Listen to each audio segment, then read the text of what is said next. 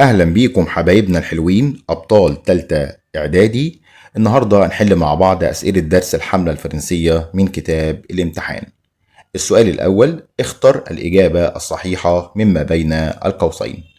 واحد، قررت فرنسا إرسال حملتها إلى مصر عام 1798 مستغلة العداء مع الدولة العثمانية، تدهور أوضاع مصر الداخلية، الصراع الاستعماري الإنجليزي الروسي، إعلان المماليك في مصر الحرب على الفرنسيين. طبعا فرنسا يا شباب لما أرسلت حملتها مستغلة سوء الأوضاع الداخلية وسوء الأوضاع الاقتصادية في مصر، فقالت لك أنا أتحجج بالكلام ده كله وأرسل الحملة الفرنسية، خاصة بعد أن طلب القنصل الفرنسي من مصر إرسال حملة عسكرية من فرنسا إلى مصر، فبالتالي الإجابة مستغلة تدهور أوضاع مصر الداخلية. 2، بدأت أول مقاومة وطنية ضد الحملة الفرنسية عند دخول نابليون القاهرة. ثورة القاهرة الأولى، مقاومة أهالي الصعيد دخول نابليون الإسكندرية. طبعا أول مقاومة وطنية يعني أول مقاومة مصرية، فأول مدينة دخلتها الحملة الفرنسية يا شباب كانت مدينة الإسكندرية، واللي واجه الحملة أهالي الإسكندرية وأهالي مصر بقيادة عندنا محمد قريم الذي أعدم رميا بالرصاص، يبقى عند دخول نابليون الإسكندرية. 3، انطلقت القوات المملوكية لمواجهة الحملة الفرنسية بعد الاستيلاء على الإسكندرية من العريش، الشرقية، الصعيد، القاهرة. طبعا احنا عارفين ان قوات الحملة الفرنسية لما دخلت اسكندرية وقع عبء المقاومة على المصريين، والمماليك كانوا في القاهرة، فبالتالي عندنا المماليك رجعوا من القاهرة إلى الاسكندرية عشان يواجهوا الحملة. 4، أول معارك المماليك ضد الحملة الفرنسية عام 1798 كانت في الإسكندرية ولا البحيرة ولا الجيزة ولا القاهرة؟ المماليك يا شباب واجهوا الحملة الفرنسية في موقعتين، شبرخيت ومبابة. شبرخيت كانت أول معركة، يبقى شبرخيت كانت بالقرب من محافظة البحيرة. 5، فر مراد بك بعد هزيمته من الفرنسيين في معركة إمبابة إلى الشرقية، إلى الإسكندرية، الصعيد ولا الشام؟ طبعا فر مراد بك بعد هزيمته من الفرنسيين في معركة إمبابة إلى الصعيد. 6، ربط الوالي العثماني مصيره بمصير المماليك بعد معركة أبو قير البرية، إمبابة، شبرخيت، أبي قير البحرية. الوالي العثماني ربط مصيره بمصير المماليك بعد موقعة إمبابة. دي اخترتها يا مستر لأن من نتائج موقعة إمبابة يا شباب هروب عندنا مراد بك إلى الصعيد، وهروب إبراهيم بك ومعه الوالي العثماني إلى بلاد الشام. السؤال اللي بعده، السؤال الثالث، ربط الوالي العثماني مصيره بمصير المماليك بعد معركة لسه قايلينها يا شباب اللي هي معركة إمبابة. 7، دخل الفرنسيين القاهرة عقب معركة شبرخيت ولا إمبابة ولا أبي قير البحرية ولا أبو قير البرية؟ طبعا المماليك دخلوا القاهرة عقب معركة إمبابة. 8، ظهر دور إنجلترا لأول مرة في مقاومة وجود الحملة الفرنسية بمصر في معركة أبي قير البرية، إمبابة ولا أبي قير البحرية ولا شبرخيت؟ طبعا شبرخيت وإمبابة كان المماليك، فدي مستبعدة. فاضل أبو قير البرية، أبو قير البرية كانت العثمانيين، فدي مستبعدة. يبقى إيه أبو قير البحرية. 9، توقفت حركة التجارة الخارجية بمصر عام 1798 بسبب كثرة الضرائب المفروضة، الكشوف الجغرافية، اضطراب الأمن، حصار الإنجليز لسواحل مصر الشمالية. هنا السؤال ده خداع شوية لأن الناس هتقول لك بس كده حركة التجارة توقفت علشان الكشوف الجغرافية. برافو عليك، غلط. حركة التجارة توقفت عام 1798 يعني أثناء وجود الحملة الفرنسية على مصر. توقفت التجارة الخارجية خلال سيامة عبر البحر المتوسط بعد حصار الإنجليز لسواحل مصر الشمالية. 10، شرع نابليون في تحصين القاهرة بعد ثورة القاهرة الأولى، معركة أبي قير البرية، معركة أبي قير البحرية، ثورة القاهرة الثانية. طبعا شرع نابليون في تحصين القاهرة بعد ثورة القاهرة الأولى. ارجع تاني للنتائج بتاع ثورة القاهرة اللي هو أعدم نابليون كثير من الثوار والأهالي وفرض الغرامات على التجار والعلماء وقام بتحصين القاهرة. 11، تحالفت الدولة العثمانية مع نقط لإخراج الفرنسيين من مصر. إنجلترا وإيطاليا، إنجلترا وروسيا، إيطاليا وألمانيا، ألمانيا وروسيا. طبعا الدولة العثمانية تحالفت مع إنجلترا وروسيا واتفقوا على إرسال حملتين، حملة تأتي إلى مصر من جهة الشمال عن طريق جزيرة رودس في البحر المتوسط، وحملة تأتي من الشام من الشرق. 12. أهم الاستراتيجيات يعني الطرق التي طبقها نابليون بونابرت بحملته على بلاد الشام، هي عنصر المفاجأة، التحالف الدولي، الهجوم خيرا من الدفاع، المناورة والخداع. طبعا عندنا نابليون كان عنده أزمة بتواجهه، وهي في تحالف إنجلترا وتحالف روسيا والدولة العثمانية. قال لك هيرسلوا حملة من البحر عن طريق جزيرة رودس، وحملة تاني من بلاد الشام من الشرق. فنابليون قرر التوجه بحملته إلى الشرق. تمام، ليه بقى؟ لمنع الجيش العثماني من الاستيلاء على مصر أو من دخول مصر. فكده الراجل بدأ بالهجوم، يبقى اسمها الهجوم خيرا من الدفاع. السؤال اللي بعده، قام نابليون بونابرت في الشام بارتكاب جريمة بشعة بعد استيلائه على مدينة غزة ولا حيفا ولا يافا ولا عكا.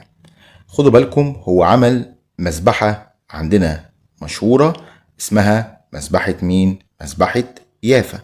تمام، يبقى الإجابة يا شباب، قام نابليون بارتكاب جريمة بشعة بعد استيلائه على مدينة عندنا إيه؟ عندنا مدينة يافا. 14 المدينة التي تصدى أهلها بزعامة أحمد باشا الجزار للحملة الفرنسية هي العريش، يافا، غزة، عكا. طبعا أحمد باشا الجزار كان قائد مقاومة أهل عكا. 15 رحل نابليون إلى فرنسا سرا بعد معركة أبيكير البحرية، أبيكير البرية ولا شبرخيت ولا مبابة. طبعا بعد معركة أبيكير البرية بسبب تحالف دول أوروبا ضده. 16 بدأت الأخطار تحيط بالحملة الفرنسية منذ عهد نابليون، كليبر، مينو ولا نيلسون.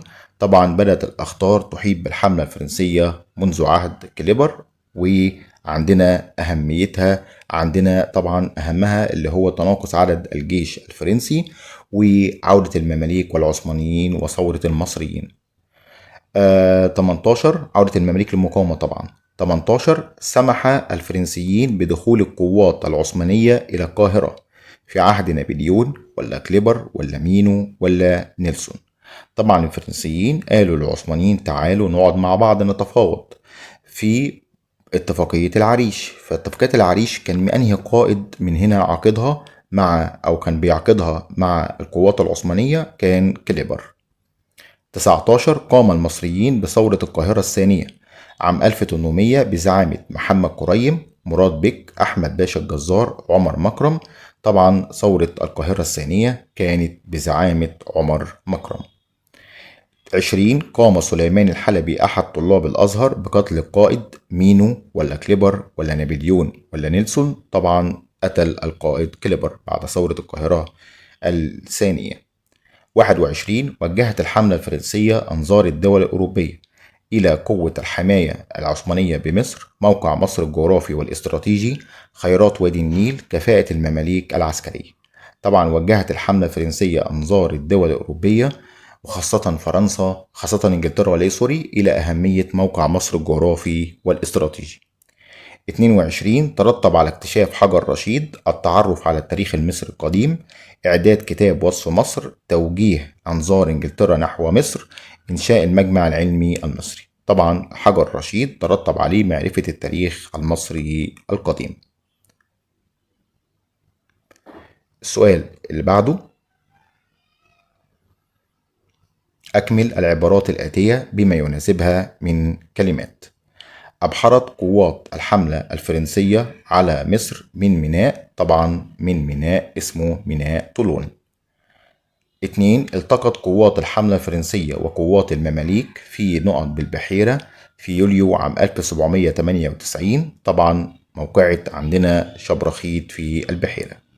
3 أغرق الأسطول البريطاني بقيادة نيلسون الأسطول الفرنسي في خليج، طبعا خليج أبو قير على اسم موقعة أبو قير البحرية. 4. المدينة التي خرجت منها قوات الحملة الفرنسية على الشام. طبعا هي مدينة مشهورة وهي مدينة القاهرة. 5. قام الفرنسيين بإخماد ثورة القاهرة الثانية وتدمير حي، طبعا الحي اللي هو كان مركز ثورة القاهرة الثانية حي بولاق. 3. اكتب كلمة صواب أمام العبارة الصحيحة وكلمة خطأ أمام العبارة غير الصحيحة مع ذكر السبب في الحالتين. طبعا عندنا مع ذكر السبب في الحالتين يعني تقول صح ليه أو غلط ليه. تعد الحملة الفرنسية على مصر والشام جزءا من التنافس الاستعماري بين انجلترا وفرنسا. طبعا يا شباب الإجابة صواب، حيث بدأ التنافس الاستعماري بين انجلترا وفرنسا في أواخر القرن السابع عشر الميلادي واستمر طوال القرن الثامن عشر الميلادي. وتعد الحملة الفرنسية على مصر والشام جزءا من هذا التنافس الاستعماري العظيم ما بين انجلترا وفرنسا. السؤال اللي بعده رقم 2. أعد نابليون حملته على مصر واصطحب معه مجموعة من العلماء في مختلف العلوم والفنون. طبعا الإجابة صواب، حيث قام بذلك لدراسة أحوال مصر من جميع النواحي وكيفية استغلال مواردها. 3. تعاون السيد محمد قريب مع قوات المماليك لمواجهة الفرنسيين في الإسكندرية. طبعا يا شباب الإجابة خطأ، لأن قوات الحملة الفرنسية عندما وصلت الإسكندرية واجهها أهلها بزعامة حاكمها السيد محمد قريب. السؤال اللي بعده السؤال الرابع. استخدم المماليك الأسلحة الحديثة في مواجهة القوات الفرنسية. طبعا الإجابة خطأ، حيث اعتمد المماليك على الفروسية في مواجهة القوات الفرنسية، بينما استخدم الفرنسيين الأسلحة والمدافع الحديثة. 5. كان لموقعة أبو قير البحرية آثار اقتصادية سلبية على مصر. طبعا يا شباب الإجابة صواب، حيث أدت معركة أبو قير البحرية إلى توقف حركة التجارة الخارجية بالنسبة لمصر. 6. تغلبت الطبيعة الجغرافية على الأسلحة الحديثة في حروب نابليون بصعيد مصر. طبعا لأن نابليون فشل في الاستيلاء على أهالي الصعيد وإخضاع أهالي الصعيد بسبب طول الوادي، يبقى دي الطبيعة الجغرافية، وطبعا اتباعهم حرب المناوشات والمعارك المتفرقة. يبقى الإجابة صواب، حيث أدى طول الوادي إلى إنهاك قوة الفرنسيين أثناء حرب المناوشات والمعارك المتفرقة التي اتبعها أهالي الصعيد. 7. كانت الظروف التي ترك فيها نابليون قيادة الحملة الفرنسية في مصر سببا في عقد معاهدة العريش عام 1800 ميلاديا. طبعا هنا يا شباب هتكون الإجابة صواب. ليه؟ لأن الأخطار كانت تهدد الحملة من كل جانب، ومنها تناقص عدد جنود الجيش الفرنسي وإرسال الدولة العثمانية لحملة جديدة إلى العريش ودمياط. لذلك قام كليبر بعقد اتفاقية العريش عام 1800 ميلاديا. 8. حققت الحملة الفرنسية على مصر أهدافها العسكرية. طبعا الإجابة هتكون خطأ، حيث فشلت الحملة الفرنسية في إنشاء مستعمرة فرنسية في الشرق تكون قاعدتها مصر. السؤال اللي بعده السؤال التاسع. أرسلت إنجلترا أسطولا حربيا إلى أبي قير عام 1801 أثناء قيادة كليبر للحملة الفرنسية. طبعا يا شباب الإجابة هتكون خطأ، حيث أرسلت إنجلترا أسطولا حربيا إلى أبي قير عام 1801 أثناء قيادة مينو لإخراج الحملة الفرنسية من مصر. السؤال اللي بعده 10. كان للحملة الفرنسية العديد من النتائج العلمية بقيت أثارها في مصر حتى الوقت الحالي. هنا الإجابة هتكون صواب. طب صواب ليه؟ حيث قام علماء الحملة بعدد من الأعمال تتمثل في دراسة شق قناة تربط بين البحر الأحمر والمتوسط، وإنشاء المجمع العلمي المصري وده لسه موجود، وتأليف كتاب وصف مصر وكتاب موجود، واكتشاف حجر رشيد وحجر رشيد موجود ترتب عليه التعرف على التاريخ المصري القديم. السؤال اللي بعده. أيقظت الحملة الفرنسية على مصر الروح القومية لدى المصريين. طبعا الإجابة صواب، حيث ظهر ذلك واضحا بعد خروج الحملة الفرنسية من مصر، عندما تمسك المصريين بحقهم في الحرية وفي اختيار حاكمهم. السؤال اللي بعده السؤال ال 12. تركت الحملة الفرنسية نتائج بعيدة المدى على المصريين بفضل قواتها العسكرية. طبعا الإجابة خطأ. ليه؟ تركت الحملة نتائج بعيدة المدى بسبب اصطحاب نابليون مجموعة من العلماء في مختلف المجالات.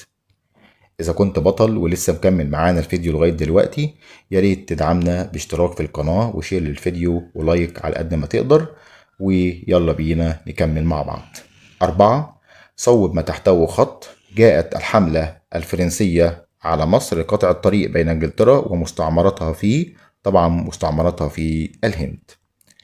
2. ارتبط تعاظم الشعور الوطني والوعي القومي لدى المصريين بمقاومة القوة الفرنسية في شبرخيت. طبعا عندنا في مقاومة القوة الفرنسية في ثورة القاهرة الأولى.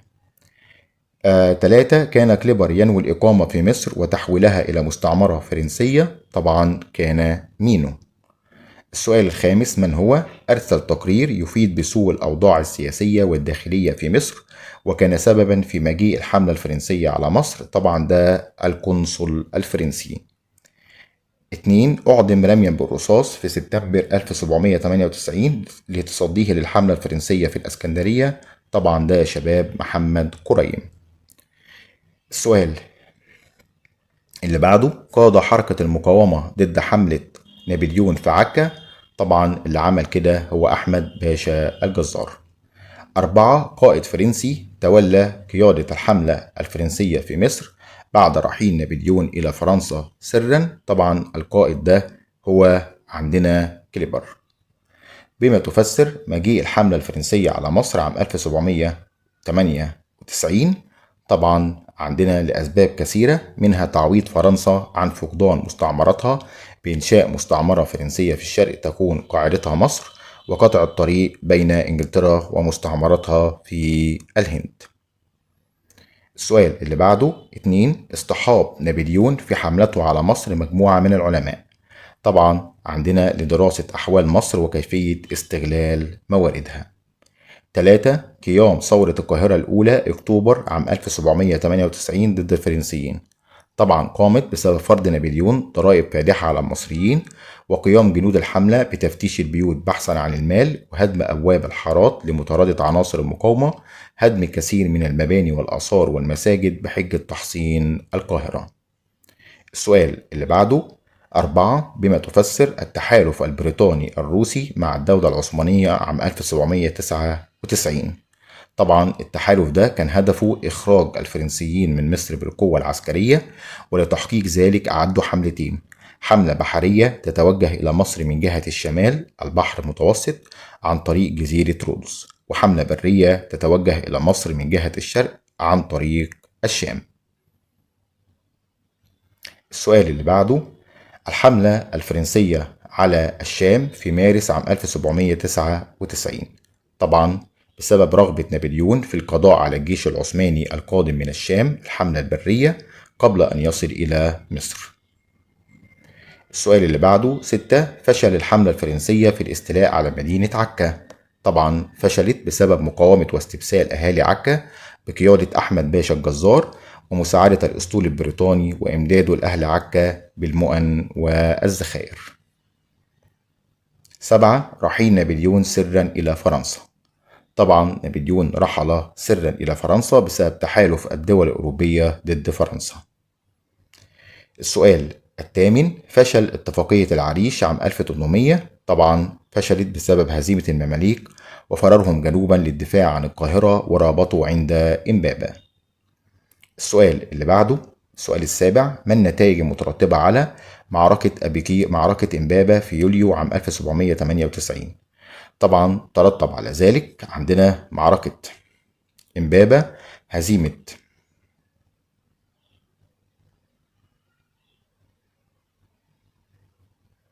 سوري يا شباب آسف 8. فشل اتفاقية العريش عام 1800. طبعا فشلت بسبب عندنا رفض إنجلترا وإصرارها على خروج الحملة الفرنسية من مصر مقابل تسليم الأسرى، فحارب كليبر العثمانيين وطردهم إلى بلاد الشام. السؤال اللي بعده، ما النتائج المترتبة على معركة إمبابة في يوليو 98؟ هزيمة المماليك وفرارهم جنوبا للدفاع عن القاهرة ورابطوا عند إمبابة. معذرة عشان بس النور قاطع عندي، فبصور طبعا في ظروف قاسية في الحر، فالدنيا ملخبطة شوية بس. 2. تحطيم الأسطول الفرنسي في معركة أبيكير البحرية عام 1798. طبعا ترتب على ذلك يا شباب تحطيم وإغراق الأسطول الفرنسي وحصار الأسطول الإنجليزي لشواطئ مصر الشمالية، مما أدى إلى القضاء على آمال فرنسا في السيطرة على سواحل البحر المتوسط، وحرمان الحملة في مصر من إمدادات فرنسا لها، وشعور الجنود الفرنسيين بأنهم محاصرون داخل مصر، وتوقف حركة التجارة الخارجية لمصر. السؤال اللي بعده 3. ما النتائج المترتبة على ثورة المصريين ضد الحملة الفرنسية في أكتوبر 98؟ طبعا هنا بيتكلم عن ثورة القاهرة الأولى، إعدام الكثير من الأهالي والثوار، وطبعا فرض غرامات مالية على التجار والعلماء، وشروع القوات الفرنسية في تحصين مدينة القاهرة. السؤال اللي بعده 4. ما النتائج المترتبة على مذبحة يافا البشرية؟ طبعا ترتب على ذلك شدة ومقاومة استبسال أهالي عكا في الدفاع عن مدينتهم، طبعا كان بقيادة أحمد باشا الجزار. السؤال اللي بعده 5. رغبة كليبر في خروج الحملة الفرنسية من مصر؟ طبعا ترتب على ذلك تفاوض كليبر مع الدولة العثمانية فيما عرف باتفاقية العريش. السؤال اللي بعده ما النتائج المترتبة على الاحتلال الفرنسي لمصر؟ طبعا السؤال ده إجابته كبيرة شوية، ممكن نقول تركت الحملة نتائج بعيدة المدى تمثلت في نمو الروح القومية لدى المصريين، وتوجيه أنظار الدول الأوروبية خاصة إنجلترا لأهمية موقع مصر الجغرافي والاستراتيجي، تنظيم أمور الحكم والإدارة، وقيام علماء الحملة بدراسة مشروع لربط قناة البحر البحر الأحمر والبحر المتوسط، تأليف كتاب وصف مصر، واكتشاف حجر رشيد، بالإضافة إلى إنشاء المجمع العلمي. وممكن بقى نتكلم عن الاهتمام بالنواحي الاقتصادية والآثار الاجتماعية وإنشاء المصانع. السؤال اللي بعده دلل تاريخيا على صحة كل عبارة مما يأتي. كان لأبناء الصعيد دورا وطنيا في مقاومة الحملة الفرنسية، طبعا حيث أخفقت قوات الحملة الفرنسية في إخضاع أهالي الصعيد الذين اتبعوا حرب المناوشات والمعارك المتفرقة التي أنهكت قوات الفرنسيين نظرا لطول الوادي، وهذا أدى إلى تعاظم الشعور الوطني والقومي اتجاه الاحتلال الفرنسي. السؤال اللي بعده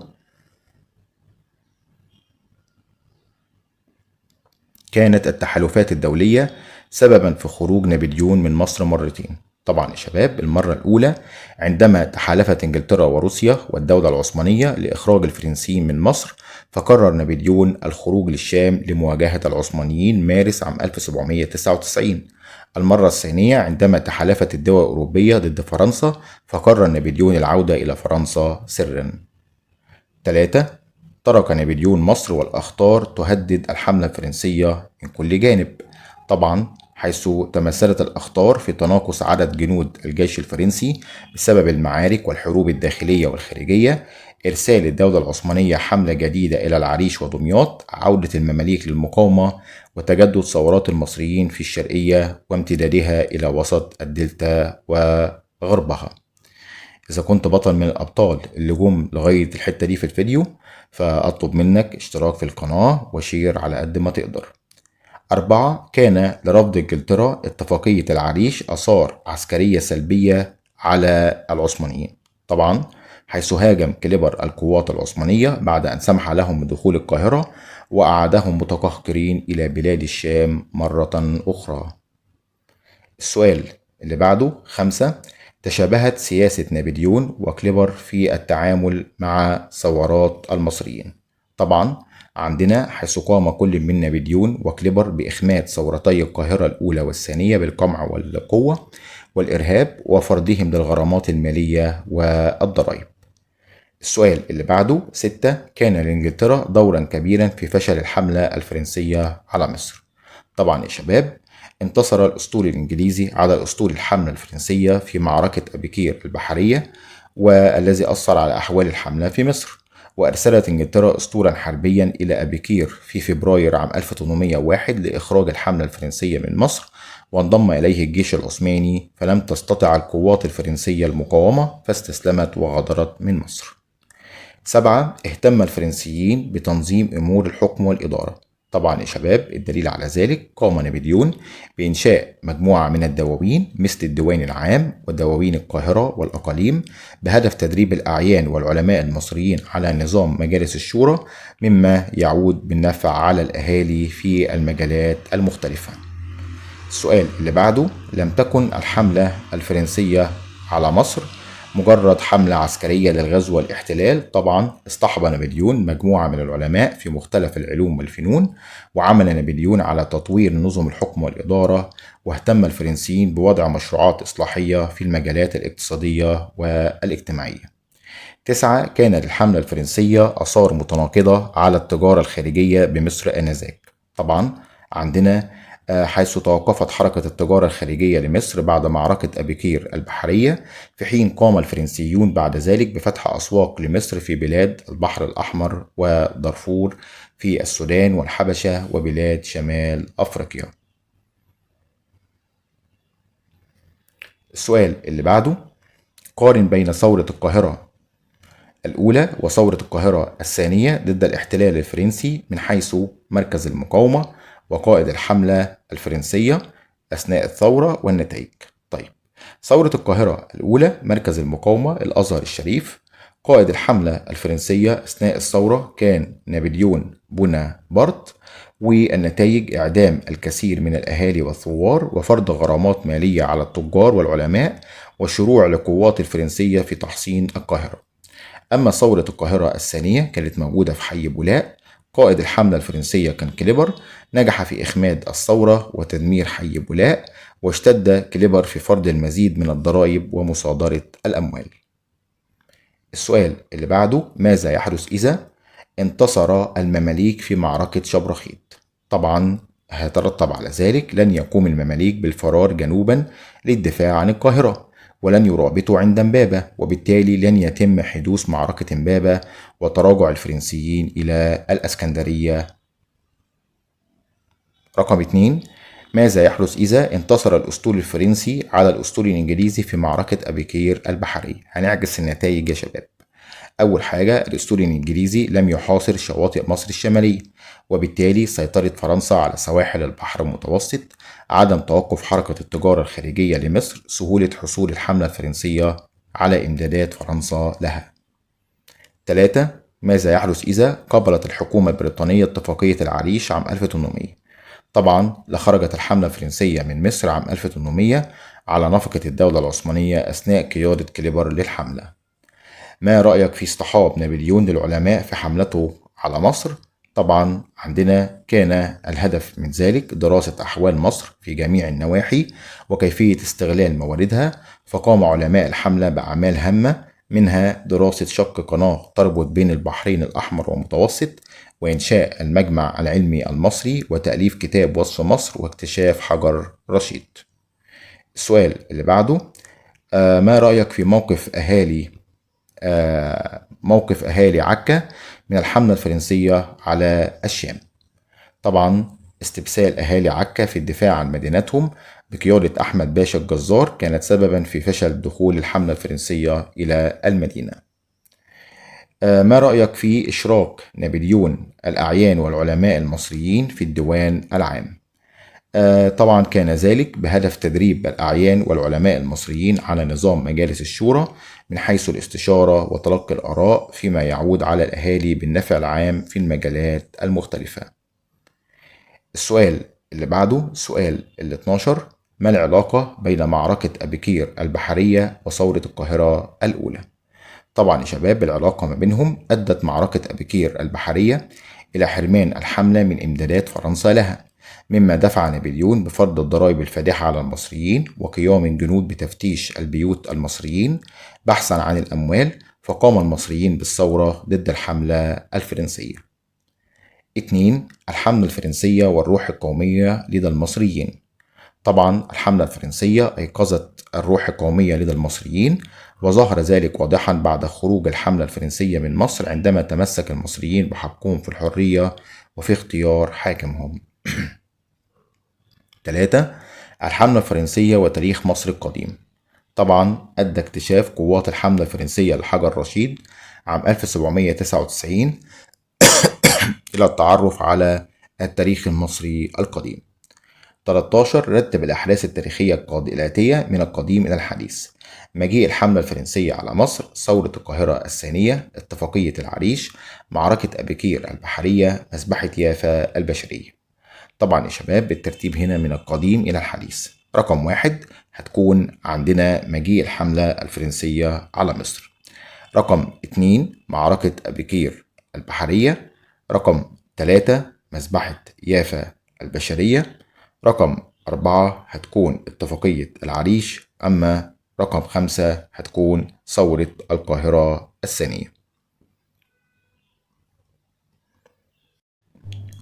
أسئلة للتميز. السؤال رقم 14: اختر الإجابة الصحيحة مما بين القوسين.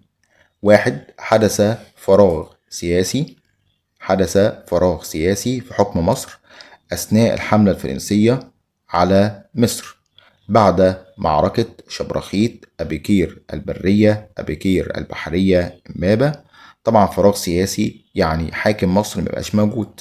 حاكم مصر في الوقت ده كان هو الوادي العثماني. الوادي العثماني هرب عندنا مع إبراهيم باشا إلى الشام بعد موقعة إمبابة. يبقى الإجابة يا شباب وأنت مغمض هتكون موقعة إيه؟ موقعة إمبابة. السؤال اللي بعده: تخلى نابليون عن تعهداته مع علماء الأزهر بعد دخول القاهرة. كان سببا في ثورة القاهرة الأولى، ولا مقاومة أهالي الصعيد، ولا ثورة القاهرة الثانية، ولا تحالف المماليك مع العثمانيين؟ طبعا نابليون يا شباب تخلى عن تعهداته مع علماء الأزهر لما دخل أصلا القاهرة، أمنهم على إيه؟ على أرواحهم وأموالهم ودينهم. بعد كده بدأ بقى إيه؟ يعملهم معاملة وحشة، فكان ذلك سببا في ثورة القاهرة الأولى. 3. التقت القوات الفرنسية مع القوات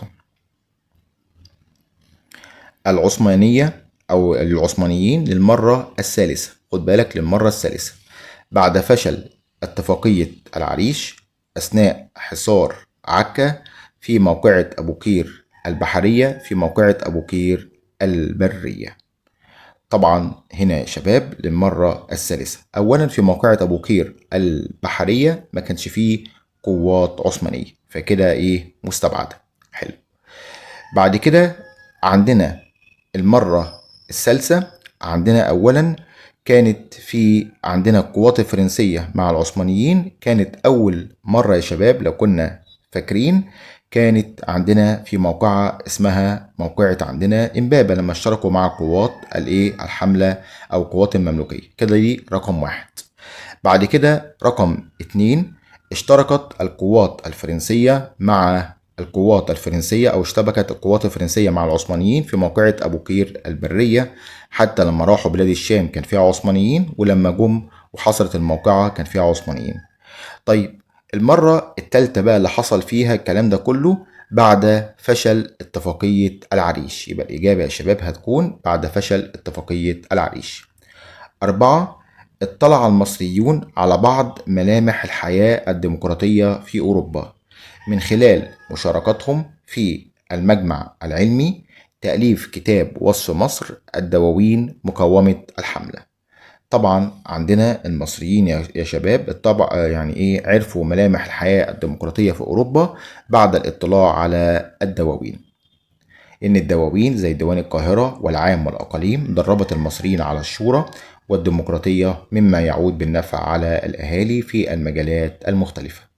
15. استنتج سبب خلو القاهرة من أي قوة للدفاع عنها ضد الحملة الفرنسية يوليو عام 1798. طبعا يا شباب السبب الرئيسي لأنه بعد انتصار الفرنسيين في معركة إمبابة على المماليك فر مراد بك إلى الصعيد، وفر إبراهيم بك ومعه الوادي العثماني إلى بلاد الشام، فخلت القاهرة من أي مقاومة تذكر. السؤال اللي بعده 16. قارن بين أسباب توقف التجارة الخارجية لمصر في أواخر القرن الخامس عشر الميلادي وبعد مجيء الحملة الفرنسية على مصر. طبعا يا شباب أسباب توقف التجارة الخارجية لمصر أواخر القرن الخمستاشر بسبب اكتشاف طريق رأس الرجاء الصالح الذي تحولت إليه التجارة بين الشرق والغرب بعيدا عن مصر. أما أسباب توقف التجارة الخارجية لمصر بعد مجيء الحملة الفرنسية عام 1798 بسبب حصار الأسطول الإنجليزي لشواطئ مصر الشمالية بعد معركة أبيكير البحرية. السؤال اللي بعده 17، ما العلاقة بين معركة أبيكير البحرية واتفاقية العريش؟ طبعا العلاقة ما بينهم نتج عن معركة أبيكير البحرية تدمير الأسطول الفرنسي وحصار الأسطول الإنجليزي لسواحل مصر وحرمان الحملة من إمدادات فرنسا لها، وذلك ظهر في تناقص أعداد الجنود، فكان ذلك من أهم الأسباب التي أدت إلى اتجاه كليبر لعقد اتفاقية العريش لإخراج الحملة الفرنسية بجنودها من مصر على نفقة الدولة العثمانية. السؤال اللي بعده، من الخريطة المقابلة استنتج. يشير الرقم 4 إلى منطقة أخفق نابليون في إخضاعها بمصر، وهي رقم 4. طبعا عندنا المنطقة اللي هنا يا شباب هي منطقة الصعيد. 2. يشير الرقم نقط إلى مدينة أعدم نابليون جميع أفراد حاميتها. طبعا عندنا المدينة هتكون رقم 6 وهي مدينة يافا. 3. يشير الرقم نقط إلى جزيرة استولى عليها نابليون لمراوغة الأسطول الإنجليزي. طبعا عندنا الجزيرة رقم عندنا يا شباب هتكون رقم 1.